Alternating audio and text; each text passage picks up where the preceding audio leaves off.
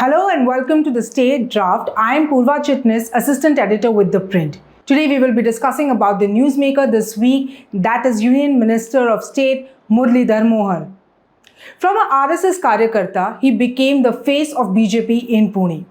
He was made the mayor of Pune Municipal Corporation and the leadership restored so much faith in him that they gave him a ticket to contest the coveted Pune Lok Sabha seat in 2024. It was his maiden parliamentary election, and not only did he win it handsomely, he even backed a position in PM Modi's cabinet as a first-time minister. The rise of Union Minister of State Muralidhar Mohan is remarkable, but the path of ascent did go through a fair bit of controversies. Recently, Mohan, a young leader of BJP in Pune, got embroiled in an alleged land grab controversy. The controversy came laced with a heady cocktail of alliance politics and an ire of a community that has been one of the BJP's biggest supporters in Maharashtra, making it difficult for the party to rush to his defense. Let me explain that controversy briefly now and will go in details a little later. The controversy erupted from the Seth Hirachand Nemchand Smarak Trust Jain boarding house at a posh model colony in Shivaji Nagar in Pune. It has been alleged that Mohan was involved in the matter of the proposed sale of this prime property to a private builder, Gokhale Constructions, at throwaway price. This invoked ire of the Jain community who protested against Mohan last week. However, now developer Vishal Gokhale pulled out of the agreement, citing ethical reasons and moral concerns. But the salvo against Mohan was first directed by farmer leader and Jain himself, Raju Shetty of Kolhapur, and then none other than Ravindra Dhangekar, Shiv Sena's Pune leader, which is an ally of the BJP in the Mahayuti government. Ahead of the upcoming local body polls, the BJP could not afford to upset the Jain community who have been their traditional voters.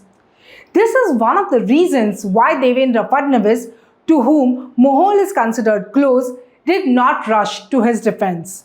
Besides, since the BJP is tightening the grip over Thane, which is the bastion of Eknath Shinde, it seems that via Dhangekar, Shiv Sena wants to corner the BJP in Pune. Although it doesn't seem like a deliberate attempt by the BJP to abandon him, it's just that they waited to see if the controversy dies down. Mohan, as I said, is considered close to Fadnavis, but at the same time, BJP did not want to upset Jain community. But this controversy has shattered his image. Started as a member of the RSS since the age of 12, Mohan, who is now 50 years old, later ventured into active politics, actively engaging with the BJP from 1996. Hailing from Mulshi Taluka in Pune, his father migrated to the city for children's education and better job opportunities. Mohan studied and graduated in arts from Shivaji University, Kolhapur. Fondly known as Murli Anna, he is also a national level wrestler. A career spanning over 30 years, he has assumed pivotal roles within the BJP. He has also served as General Secretary of BJP Maharashtra State. He became a corporator for the first time in 2002. He is a Maratha face and was groomed by the party and made a standing committee chairman in PMC before becoming mayor of the city in 2019 until 2022, when the term of the PMC expired. In 2024 Lok Sabha elections, Mohan defeated then Congress's candidate Ravindra Dhangekar by over 1.2 lakh votes. Dhangekar has now switched sides to Shiv Sena, which is an ally in the Mahayuti government. Over the years, Mohan cultivated his image carefully as a sophisticated, educated, young, emerging face of Pune BJP. For the most part, he stayed away from controversies. However, that image got shattered about 2 weeks ago when the Jain boarding land case emerged. Now let me explain this controversy in detail. The Seth Hirachand Nemchand Smarak Trust recently had negotiated a land deal concerning a 3.5-acre plot in the upmarket model colony area of Pune that includes a Jain boarding hostel and the Sri Bhagwan Mahavir Digambar Jain temple. This deal was with Gokhale Constructions. This property was built in 1958 for underprivileged students seeking education in the city. For some time, the hostel was in dilapidated state, and so the trustees decided to sell it. According to the board, the resolution was passed on December 16, 2024, and the ad was put up in newspapers on December 20th, 2024. The highest bidder emerged was Gokhale Landmarks LLP in January 2025 at Rs 230 crore. The petition was soon given to the Charity Commissioner in February, and it was approved in April 2025, and the final sale was conducted on October 8, 2025.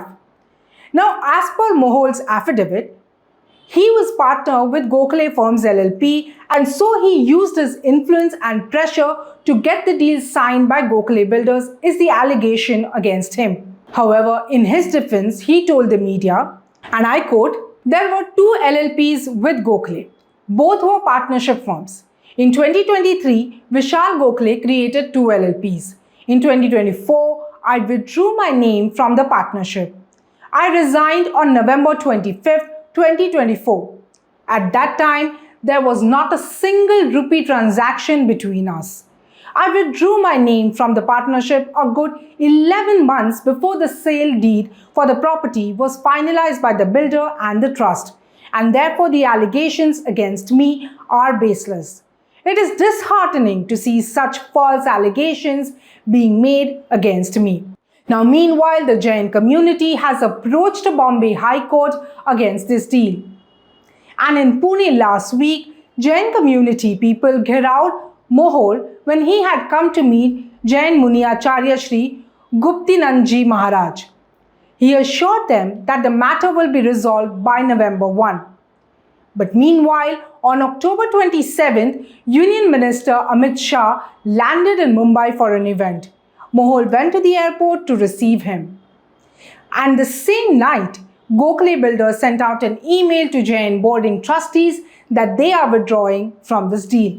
Now, Dhangekar had fought against Mohol in Lok Sabha, as I mentioned, and in Pune, they are competitors. Besides, there were personal issues of Dhangekar that could also be the reason why he's targeting Mohol personally. These constant attacks by Dhangekar created tensions within Mahayuti, and the BJP leadership asked Eknath Shinde to control Ravindra Dhangekar. Minister Uday Samant said, and I quote, "I will be speaking to Dhangekar and asking him to remain patient. But if action has to be taken against Dhangekar, then what about Navi Mumbai? Everyone knows who started it." Now, this was a veiled attack on Ganesh Naik, the BJP minister who's targeting Eknath Shinde in Thane and Navi Mumbai. Moving on to other controversies about Mohol. It was not just the Jain boarding land controversy, but Dhangekar has leveled another allegation against Mohol. This time, it was in connection with the Balbharti Paud Phata road, which goes to the Vetal Tekri, the last green bastion in Pune city.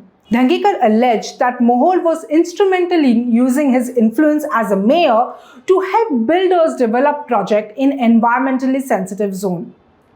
Further, he also alleged that when Mohol was the mayor, a used white Innova Krista with the official government plate of the Pune Municipal Corporation. This car was neither Mohol's nor a government vehicle of the Pune Municipal Corporation. This car, Ravindra Dhangekar says, belonged to Badekar Builder of Kothur. Now, this is the same builder who was in second position in the auction to buy the Jain hostel, and he too is Muralidhar Mohol's partner. Now, these are the allegations that Ravindra Dhangekar has put up against Mohol. Mohol was also in an uncomfortable situation in the entire gangster Nilesh Ghaiwal episode earlier this month. Ghaiwal and his gang, who had rained terror in Pune, has Makoka invoked on them, and a search operation is going on. It is believed that Ghaiwal has fled the country.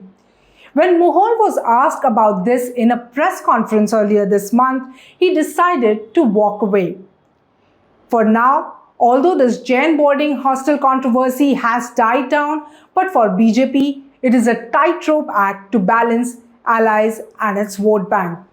That's all we have for you. in the state draft. For more such state drafts, do tune in to The Print. This is me, Purva Chitnis, signing off.